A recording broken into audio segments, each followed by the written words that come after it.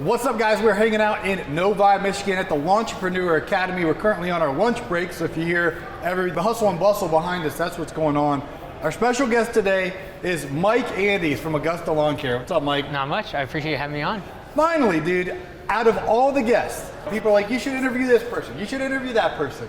For years, you guys have hounded me that you want Mike Andes on the program. Here he is. Absolutely, let's do it. Super popular. Most folks know who you are, Mike, because you're incredible at SEO.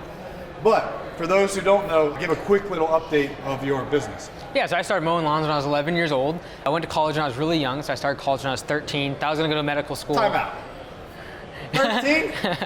Yeah. Those people are starting puberty. You going to college? Well, hopefully I was going through that at the same time. So, but yeah, went to college. At age 13? Yeah, and then how did this work? I skipped a couple grades, and then I did grade 11 and 12 while I was doing my first 2 years of college. Good Lord. So, it's the first time I've ever heard that. Yeah, and then 18, I decided I wasn't going to go to actual medical school. Got my MBA at night while starting Augusta Lawn Care. Now we have 100 locations around North America. We're franchised, and then we have a whole bunch of other stuff that we kind of do to support business owners in terms of courses and CPA stuff and all that good jazz. Okay, was this? I live in Georgia. Is this out of our golf course in Augusta National? Or? Yep, exactly. So I used to play a ton of golf back in the day. I homeschooled for 1 year, and in that year I played golf probably 60 hours a week. And so during that time, I fell in love with golf. That's when I switched over to going full time in the lawn care. I called it Augusta Lawn Care. What's your handicap on the golf course? I used to be a scratch. Really? But now it's not even close. No, I don't even play golf anymore. So I was kind of like either all in, playing every single day, or I wanted to go cold turkey, nothing. So since I stopped, I've only played like twice. When did you stop? So that was right when I really started to ramp up Augusta Lawn Care, and when like my college class is getting really hard going into medical school. So I was like, either I'm gonna go to this medical school thing, or I'm gonna play golf every day. And were you a high school golfer, college golfer? From scratch, you're a couple shots away from being on pro. Yeah, no, not pro, but like I did a lot of high school golf and then college, and then basically it's third year college. I was like, hey, I can't keep doing this and getting A's in pre-med, and you have to have that if you have the idea you're gonna go to medical school. So yeah. Okay, so you start your business. What was that first year like? Yeah, like at the time I was actually part-time doing as a trainer Anytime Fitness. I was a personal trainer there part-time, then I did the business part-time. So shout out to Coach T. I work out at Anytime Fitness. Let's go. Now I own that gym actually. Oh, there you go. Yeah, so ended up buying that club. This guy. I was a personal trainer there, and in the first year I think we did like 29,000 in revenue by myself. And then the second year I hired someone, scaled it up to about 190,000. And then yeah, just kind of kept growing it, and then decided to franchise it a few years ago. Okay, why choose to franchise it? Mostly just due to the fact that like when I do social media and give content out, a lot of times people can accept the advice, they like the advice, whatever, it's free, but ultimately like I don't have any skin in their game. When I have a franchisee and I say something to them, they know it's in their best interest because my name and their name is the same. And we have skin in the game, we're on the same team. And so the execution of what we talk about in terms of knowing your numbers and like the operational efficiencies and focusing on those things happens a lot better when Augusta Lawn Care franchisees know that I want them to succeed because it's my brand. Yeah, so. Mike, you just mentioned a phrase that's the most popular phrase that smart people that get on the show say, know your numbers. What does that mean to you? In my mind, it means having certain numbers that you're tracking on a weekly and monthly basis, not so much knowing the number, it's not a number that is good or bad, it is tracking it over time to see certain trends in your business and be able to cap things that would otherwise derail the company. So inefficient labor can derail a company, poor use of debt can derail a company, but all those things can be previously seen simply by looking at the numbers in your business. The same way that you look at the speedometer of your car, like if you're going 200 miles an hour, probably higher risk of crashing and dying. Probably more fatal accident happening at that point. The same thing in your business, if you're looking at a debt to income ratio that's really, really high, probably a good chance you're gonna fail. If you're looking at low labor efficiency numbers, probably a good chance you're gonna fail. So look at the speedometer and then just determine, okay, do I need to speed up or do I need to slow down? And then figure that out to make sure that you stay on course. Yeah. You seem to be doing really well on SEO because I use a thing called vidIQ, and I'll type in to get like a keyword for a YouTube video or whatever. And its keywords are like lawn care, landscaping, and then it says Mike Andes. I'm like, what in the world? This guy is smart. So how did you get obsessed or learn about the interwebs? Part of it is like, I'm a big believer that a lot of entrepreneurs have kind of the shiny object syndrome. So they'll go from one thing to the next, and they'll be in real estate, then they'll flip cars, then they'll do Airbnb, then they'll do real estate, and like, they're all over the place. Because I've kind of just stayed with lawn care for so long, and now we do web design for lawn care, we do CPA stuff for lawn care, we do so many things, like, it's just gonna pop up because we kind of hit all the verticals of lawn care, landscaping, the green industry. So yeah, that's very impressive.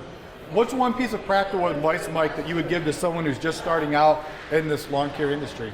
Really, in terms of knowing your numbers, like focus on one number, that's your close ratio. What percentage of your estimates are being won? Is it 30%? Is it 40%? And you can simply determine that number by taking the number of estimates that have been won, divide that by the total number of estimates given, and that's your percentage that you're winning.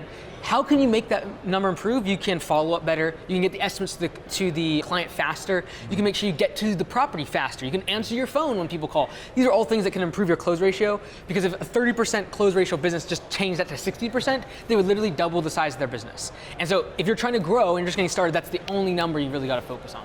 That's good. What is the good number if you're analyzing that accurately? Yeah, typically, like for Augusta Lawn Care, our franchisees, we say if you're in growth mode, like you're trying to grow, you want at least 60 to 70%. That's like growth mode. You're following up. You're heavy. You're probably reducing prices a bit just to close that number. You might even give people a discount just to get them on the schedule. If you're in profit mode where you're not really trying to grow, we looked at like 30 to 40%, because now we want our prices to be high enough where enough people are saying no. Because if 90% of people are saying yes, and I'm overloaded with work, there's a really good chance you're leaving money on the table by not raising your prices. Bring your close ratio down a bit, not grow, but be able to be way more profitable. That's good. How do you know what to charge? That's a very commonly asked question we get here. How do you price your services? How do you go about that? I would say in terms of like real numbers, it would be a matter of take what you charge the customer and take what you pay your employees. And ideally, at least have a 4x times of what you pay your employees on what you charge your customers. So for example, if I have to pay $20 per hour to an employee, ideally I want to be making at least $80 per hour from the customer. I've seen many businesses, and typically the ones that can pass that test or better are profitable. The ones where 40%, 50% of their hourly rate to the customer is ate up through wages, and that $20 an hour employee is only getting $40 per hour on the job, those are the ones that have very lean margins, if not losing money. That's a really good piece of advice, Mike. What does the day in the life of Mike Andes look like? I can barely keep up with all this stuff going on. Buying Anytime Fitness, running your franchise. Like, what's your Monday look like? Every day is a little bit different. It's really just a matter of keeping really good people in place so that when there is fires that I need to be addressed, then they'll bring it to my attention. But typically my day doesn't have a whole lot of structure. There's multiple meetings that I have, but to touch base with people, but most of my day is just filled with when my direct reports and my managers say, hey, this is a problem, we actually need Mike to actually bring him in on something. Otherwise, it's mostly strategy and just thinking about the future of the company, but a lot of it is just great people in place that kind of decide what I need to focus on. Okay. Are you going to the Spencer event? Spencer Pro event. I'm going to be there. Spencer Pro event. It's my first time coming. Oh, cool. I'm really excited. So what's kind of you're going to be teaching on, or what can people expect? Yeah, so developed a really cool relationship with Sean and Savannah the past couple years. I was there last year, but now it's like an official, really good event. I really recommend people showing up. They're charging this year, which I think is fantastic. It's a really serious crowd there. People are more interested in their business, not just giveaways. So I think it's going to be an excellent event, and we're really looking forward to it. We're bringing some of our team too. Okay, and what are you going to teach on? Are you going to be the teacher? Yeah, one of the main keynotes, so we'll do a few things on numbers, your balance sheet, looking at what actually paying with cash versus debt is going to do to a balance sheet, to your bank account, and then just looking for ways to optimize the profits of your business. Take the same business, do several things, and literally you can take a lever of like price. You can take a lever of efficiency in your business and double and triple your profits. So that's what we're going to be focusing on, and really looking at what inflation has done to this industry and what we need to do going forward in 2023 when we are likely going to go into a recession. We know what inflation has done, but what's the solution? Ultimately, the government's trying to tamper inflation by raising interest rates. As business owners, the solution is obviously going to be making sure your prices are competitive, but more importantly, making sure that you're able to keep your efficiencies high. Making sure that your crew isn't wasting time, you're not wasting time inefficient route, making sure you don't have a ton of overhead in the office. These are all things that you can cut and trim back on, so that way when other competitors go out of business, as they will during a recession, that you're able to actually take their customers when they do go out of business. And we've had this big problem with labor and everyone's complaining about finding employees. Well, when unemployment goes up and there's less people getting jobs, now that's an opportunity for us as business owners, for the people who have defaulted to an aggressive mindset, to actually grow our companies during that time. Okay.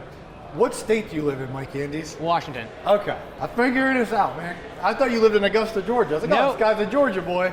And then I was talking to a guy named Phil's Lawn Care. He's like, yeah, Mike Andes by me. He's in Idaho. Oh yeah, cool, yeah. Phil's Lawn Care. So I saw you at Equip. We did an event together. You're at this event. You're going to Spencer's. You've really been getting plugged into the community. What's that been like?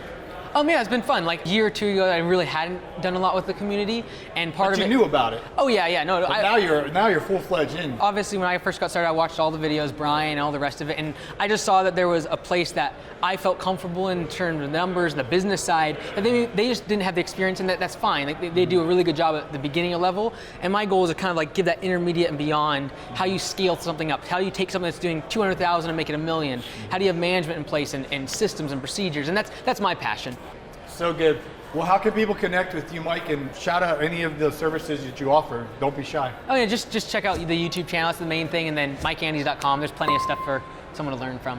Cool. Well, I'll see you in Ohio at Let's the go. Spencer Pro event. Absolutely. Thanks so much. I appreciate having me on.